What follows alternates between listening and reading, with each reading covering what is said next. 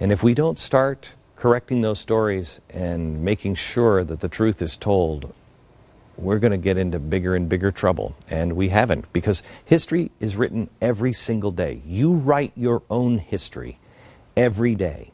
You capture that history about who you really are every time you take a picture on a cell phone. Every time. That's your history. Who are you? The media does it every day. We showed you what they said about Ted Cruz. I mean, what Ted Cruz clearly resonated with most Americans. 58% of Americans do not want universal health care. They don't want it. Only 37% do. And what did the media do?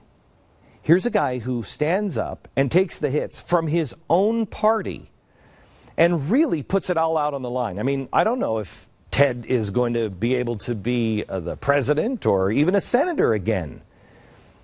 I don't know, and he doesn't either. But he's willing to put it all on the line because his father taught him to do that before it's too late, because his father escaped from communist Cuba.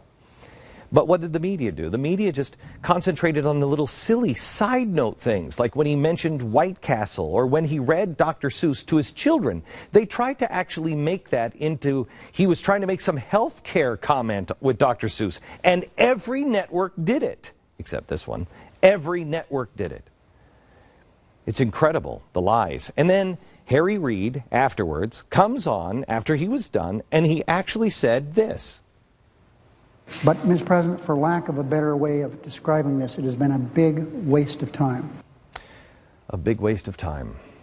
And it looked to most Americans like a pointless exercise. Like this guy was unhinged and dangerous if you're watching mainstream media. Because nowhere were they even near the truth of what happened. The media and the politicians decided what the outcome was. In this case, she was tried and convicted of treason, and she went to jail. An innocent woman went to jail, prison for 7 years. She wasn't who they said. And neither is Ted Cruz. He spent 20 hours making coherent, strong, effective arguments on why we shouldn't have universal health care. But people are so afraid that they're going to lose it that they have to lie. It's the same thing in World War II. They had to lie because they were afraid that the truth wasn't strong enough. But the truth always is strong enough. Let the chips fall where they may.